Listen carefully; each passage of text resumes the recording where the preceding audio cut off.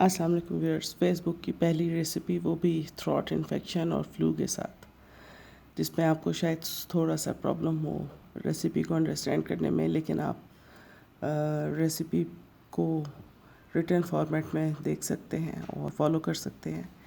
नरम और खुशबूदार कोफ्ते बनाना बहुत आसान है, बस थोड़ी सी ट्रिक्स और थोड़ी से इंग्रेडिएंट्स के इजाफों के साथ हम रेसिपीज़ को खुश शक्ल, खुश जायका और अपने टेस्ट के मुताबिक बना सकते हैं। आप मेरी रेसिपीज़ को इंशाल्लाह ताला लाइक करेंगे और साथ साथ आप मेरे रेसिपीज़ को देखते रहें तो आपको टिप्स भी मिलती रहेंगी और कुछ एक्स्ट्रा इंग्रेडिएंट्स के साथ जायकों में जो इजाफ़ा हम कर सकते हैं और पुराने ट्रेडिशनल जायके, पुरानी रेसिपीज़ में हम दोबारा से ला सकते हैं।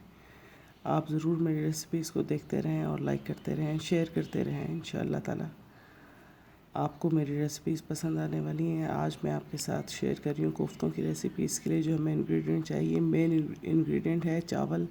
चावलों को 2 टेबल स्पून लेकर आप पानी में भिगो लें और उसका पेस्ट बना लें। ये देखें, ये चावल हैं, इन्हें मैंने भिगोया है तकरीबन 2 घंटे और उसका पेस्ट बना लिया। इसके अलावा हमें चाहिए 1 लहसुन की जवें, अदरक चाहिए चॉप तकरीबन 1 टेबल स्पून, हरी मिर्चें चाहिए 2 टेबल स्पून चॉप की हुई या 1 टेबल स्पून, और 2 दरमियानी साइज़ की प्याज। सब्ज़ इलायची चाहिए 6 से 8 अदद। कुटी हुई लाल मिर्चें चाहिए तकरीबन 1 टेबल स्पून। सुरख मिर्च पाउडर चाहिए 1 टीस्पून। काला ज़ीरा चाहिए हाफ़ टी स्पून और गरम मसाला पाउडर हाफ़ टी स्पून। नमक हस्बे ज़ायका।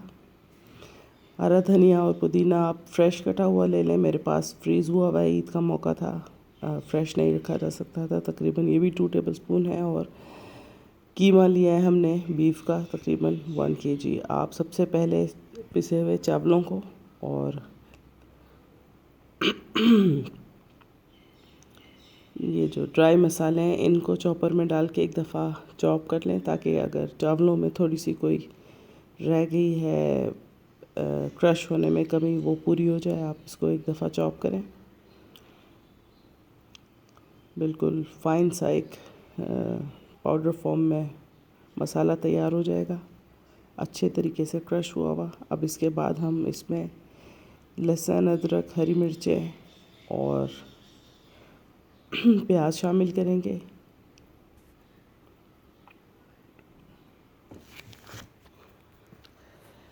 कोफ्तों में पिसे हुए चावलों का बहुत ही ज़बरदस्त किस्म का इस्तेमाल जो है ना, आपको एक हैरानकुन तब्दीली देगा कोफ्तों की नरमी में। हमने इसमें तकरीबन 2 टेबल स्पून ऑयल शामिल किया। ऑयल आपने लाजमी यूज़ करना है जब भी आप कोफ्ते बनाएंगे। ऑयल और पिसे हुए चावल मेन टिप्स के तौर पर आप यूज़ कर सकते हैं कोफ्ते बनाने के लिए, सॉफ्ट कोफ्ते बनाने के लिए।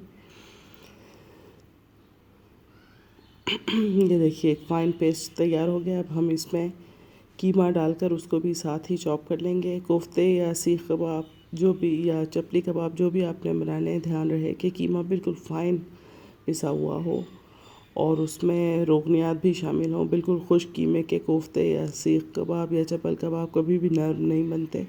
इसमें चर्बी का इस्तेमाल थोड़ा बहुत ज़रूर होना चाहिए, लेकिन अगर आप हेल्थ कॉन्शियस है तो आप अवॉइड कर सकते हैं, कोई बात नहीं है।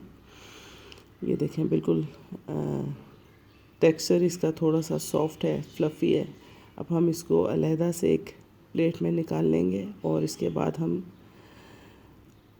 फ्रेशली चॉप्ड हरा धनिया और पुदीना इसमें शामिल करेंगे। हम मशीन में या चॉपर में डालकर हरा धनिया और पुदीना कोफ्तों में इसलिए नहीं शामिल करेंगे कि इस तरीके से उसका जो फ्लेवर है और बहुत खूबसूरत सी, बहुत प्यारी सी जो खुशबू है, वो आप ज़ाया कर देते हैं ब्लेंडर में इसको डालकर। इसलिए बेहतर है कि आप हाथ की मदद से चॉप करके कोफ्तों में शामिल करें हरा धनिया और पुदीने को, और उसके बाद हम कोफ्ते तैयार कर लेंगे। ये देखें कोफ्ते बनाने का तरीका, बहुत आराम से, बहुत नरम सी मीट बॉल्स तैयार हैं। आप तमाम कीमे की मीट बॉल्स बना लें या कोफ्ते बना लें। हम इनमें से सिर्फ दर्जन कोफ्ते कुक करेंगे अपनी रिक्वायरमेंट के हिसाब से, बाकी फ्रीज़ कर देंगे। तो मैं आपको जो ग्रेवी की प्रेपरेशन बता रही हूँ वो दर्जन कोफ्तों की है। सबसे पहले आप इस ब्लेंडिंग जग में प्याज डालेंगे, 1 अदद दरमियाने साइज़ की या बड़े साइज़ की लहसुन की जवें 6 से 8 अदद, अदरक पाउडर, अदरक चॉप्ड है तकरीबन 1 टेबल स्पून, और सब्ज़ इलायचियाँ तकरीबन 4 से 5 अदद। इसके अलावा हल्दी है 1/2 टी स्पून, धनिया पाउडर है 1 टीस्पून, नमक हस्बे ज़ायक़ा ले लें, और रेड चिली पाउडर 1.5 चम्मच ले लें। आप टेस्ट के ऊपर डिपेंड करता है, ज़्यादा मिर्चें पसंद है थोड़ा ज़्यादा भी ले सकते हैं, कम पसंद है कम भी डाल सकते हैं। अब इसमें आप तकरीबन 1/2 कप पानी डाल के अच्छे तरीके से इसको ब्लेंड कर लें और एक फ़ाइन पेस्ट बना लें। कोफ्तों में अक्सर लोग ब्राउन करके प्याज डालते हैं, लेकिन अगर आपको खुशबूदार ज़ायकेदार कोफ्ते चाहिए तो आप प्याज को ब्राउन ना करें, बल्कि इसी तरीके से ब्लेंड करके फिर आप पकाएं। इसके लिए सबसे पहले आप एक देगची में कुकिंग ऑयल डालें 1 कप, और उसके बाद आप ये कोफ्ते इसमें डाल दें।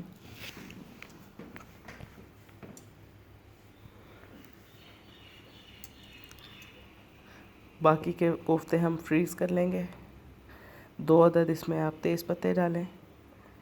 टोमेटो प्यूरी डालें तकरीबन 1 टेबल स्पून। आप टोमेटो प्यूरी यूज़ नहीं करना चाहते तो 1 टमाटर यूज़ कर सकते हैं, या आधा कप दही यूज़ कर सकते हैं फेंट कर, ये आपके ऊपर डिपेंड करता है टेस्ट के। फिर हमने जो मसाला ब्लेंड किया था उस मसाले को हम डाल देंगे, और इसको ज़रा तेज़ आंच पर हम पका लेंगे।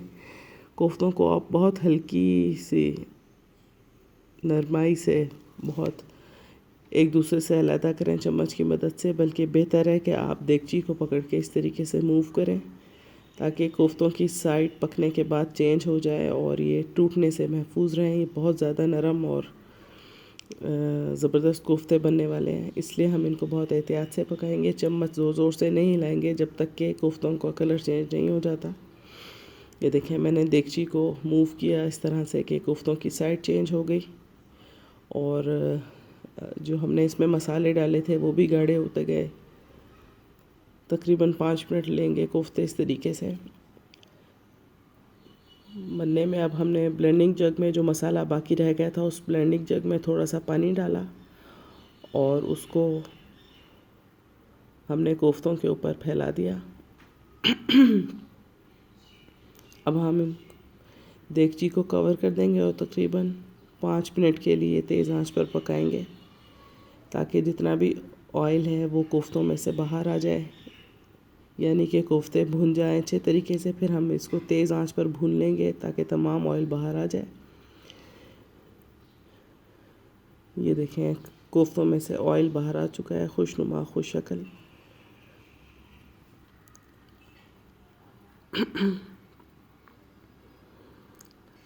जायकेदार हांडियों की टिप है कि उनको अच्छे तरीके से भूना जाए, तो आप कोफ्तों को बहुत अच्छे से भूनें। ये देखें, आप कलर चेंज कर चुके हैं, भुन चुके हैं कोफ्ते, ऑयल बिल्कुल अलहदा हो चुका है मसाले से। अब हम इसमें पानी डाल देंगे। पानी हम तकरीबन इतना डालेंगे, मैंने 2 गिलास पानी डाला है। 1 दर्जन कोफ्तों में इतना पानी डालना है कि कोफ्ते उसमें अच्छे तरीके से डिप हो जाएं और बल्कि सतह पर ऊपर आ जाएं तैर कर, ताकि इनको पकने के लिए पानी की मिकदार भी अच्छी मिले और टाइम भी हम अच्छा दे सकें। तकरीबन आधा घंटा हम इनको पकाएंगे बहुत हल्की आंच पर।